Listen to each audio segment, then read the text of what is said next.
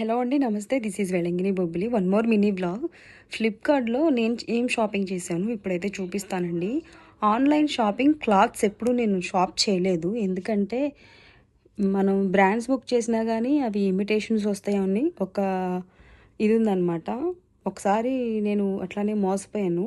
Saris book చేస్తే అవి ఏంటేంటో వచ్చినాయి. అది కూడా మీషోలో.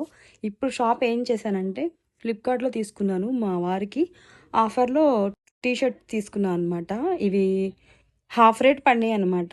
2 టీ షర్ట్‌లు.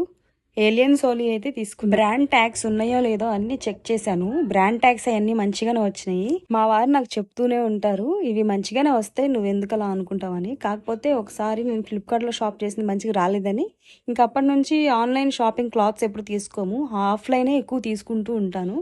బట్ ఇవైతే మంచిగానే వచ్చినాయి. ఈ చిన్న మినీ వ్లాగ్ మీకు నచ్చితే like and subscribe. Thank you for watching.